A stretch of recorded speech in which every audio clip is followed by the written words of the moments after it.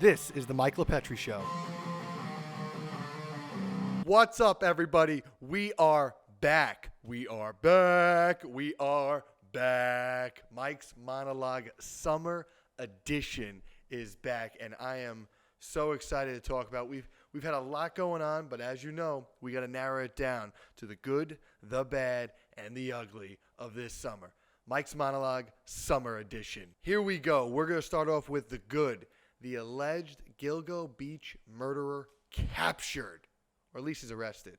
So we're going to see. Everyone has heard. You've heard the name all summer. Rex Heuermann, the alleged Gilgo Beach killer, was captured this summer. Now, he was believed to have strangled at least 3 women and left their bodies off Ocean Parkway near Gilgo Beach in 2009, 2010, right around that time. This summer, in July, he was arrested, arraigned, and now the court currently has ordered him to submit to DNA testing. Just to be clear, he was charged with 3 counts of first-degree murder and 3 counts of second-degree murder in the deaths of 3 women, potentially a 4th. Now, if you remember, this started years ago, right? Years and years ago. It was a cold case. Nobody knew who the killer was, which was really shady about how the prior DA couldn't drum up anything, but we have a new Republican DA in Suffolk County, Ray Tierney, who then now within a year and a half of his tenure, suddenly he gets this guy, allegedly. Allegedly, he hasn't been convicted yet, so he has his rights, but right now that's what they're looking at. The case began in 2010 with the retrieval of 4 female bodies. That's the question is, they're charging for 3, was there a 4th? They're not sure, on this desolate stretch of Ocean Parkway near Gilgo Beach. It was the first of several grisly discoveries, as they say. So in total, there was several other bodies that were recovered in addition to these 4. The question remains is who, and I'm very curious about that. Is he all 9 allegedly? Is he just the 3, 4? Does he have a partner? So it's really shady, and that's something that is pretty interesting to see how this unravels over the next several months into the trial, which I'm telling you is going to be huge coverage that you're going to have media from all over this nation looking at. Sex workers currently have come forward about their violent and aggressive encounters they had from Rex, which is more bolstering the position that this dude is a psychopath, allegedly. So it's going to be, you like how that is my legal background as an attorney, is just allegedly. So one woman afterwards saved him, actually, after meeting him initially. She saved him in her phone as do not answer, because after that first encounter, she was saying, like, this dude is psycho. So very interesting how this unravels. That was a great thing this summer that they nailed the alleged killer. Let's see how this develops. On to the bad. New York's multi-billion-dollar migrant issue. This is going to be a headache for the New Yorkers for the next year. No joke, through the 2024 election. Because Governor Hochul, check this letter out. She wrote to Biden at the end of August pleading for help. New York has received approximately over 100,000 asylum seekers and migrants in just this past year alone, and it's ripping New York's economic seams, ripping us. New York State has spent $1.5 billion already, that's with a B, to address this problem, and it projects that's going to cost New York State $4.5 billion next year alone. New York City projects that's going to cost $12 billion to support the migrant problem. That's insane. That's insanity. It's crazy. And it's even more alarming in that this number is growing by the thousands every month that goes by. You're seeing it in the news constantly. Money going out, money going out, money going out. You got to pay for shelter, for security, for food, for housing, for schooling. I mean, it's becoming where you're ballooning. Meanwhile, you have 380,000 New Yorkers who are unemployed, but the state, New York State, is now petitioning Joe Biden and Washington, D.C. to allow them to roll out jobs for these migrant workers. What? Where's the priority? Where's the priority? Come on. Come on. I mean, it's enough where, like, at what point is it too much? What point? You got to focus on the home. You got to focus on the home before you worry about bringing in your neighbors, right? I mean, that's how I look at it. And on top of it, just what makes matters worse is New York State recently awarded $1.6 billion in no-bid contracts to 2 Texas companies in order to secure this temporary sheltering services. Now, she was able to do this, so you're aware, is the governor was able to do this by declaring a state disaster emergency.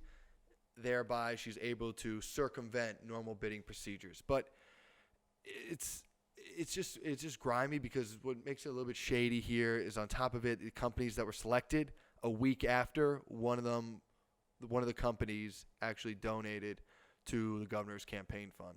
So that never looks good. Now, the amount was $5K, but so $5K to $1.6 billion doesn't really seem like a quid pro quo or anything of the sort, but it just never looks good like that. I mean, when the governor goes through these loopholes to push this through with no bid to 2 Texas companies for something that was all self-created.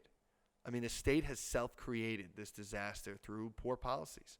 And that's what it comes down to, people. So, you get what you vote for. And this is the situation that we're in now. Okay, let's finish it up with the ugly. And it's gruesome. There's more Biden corruption. Devon Archer testimony. Devon Archer, as many of you know, was Hunter Biden's business partner. He testified before the House Oversight Committee this summer to substantiate the Biden corruption allegations that Joe Biden was enriched by money funneled from Burisma, a Ukrainian company that did business with Hunter Biden.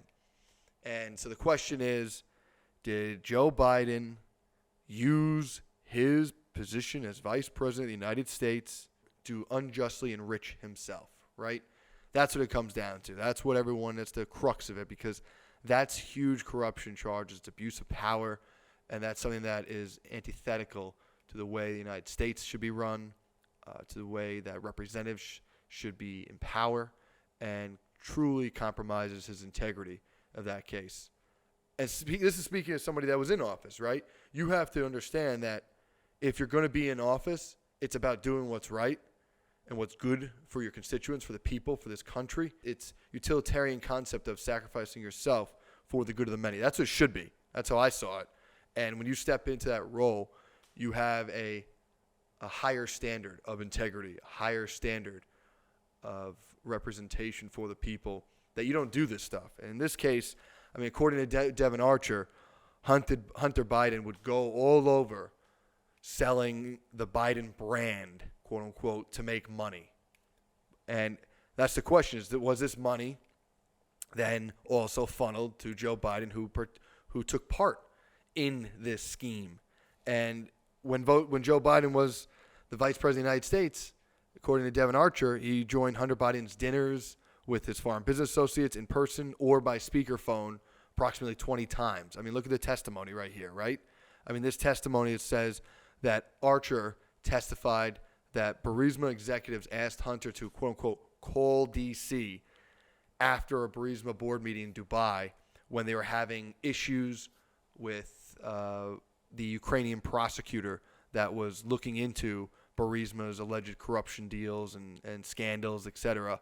And now they wanted D.C., meaning a.k.a. Joe Biden. I mean, that's obvious, to then come in and act as Big Daddy here. And, I mean, it's so wrong, because it's just, if this was Donald Trump, you see what's happening with Trump. But if this was Donald Trump and Donald Trump Jr., I mean, the dude would be destroyed. Like, it's so obvious that they would be going after him. And yet Hunter Biden and Joe Biden, it's just getting a clear walk, which is it's just so wrong. And that it cannot stand in the United States. That defeats who we are, our autonomy, our hegemony, and it truly undermines the very foundation of what the United States stands for, right? We are the land of the free, the integrity, prosperous, doing what's right. That's the United States. It's the red, white, and blue. That's what we are. And these types of allegations is so problematic because it defeats our standing in the world, and people look at us differently because of this. Devon Archer just testified, too, that after these calls called D.C. to go after this prosecutor and get him off Burisma, days later, this is around 2014, 2015, so this is around December of 2015, Joe Biden then appears in Ukraine to make a speech where he says, quote unquote, the Ukrainian government needs to fix the Ukrainian prosecutor's office. I mean, come on. If appearances of impropriety are abound, robust here. It's truly problematic. And I look forward to seeing how this unravels over the forthcoming year leading into the 2024 election. Mark my words, I don't see Joe Biden making it to next year in the presidency. I really mean that.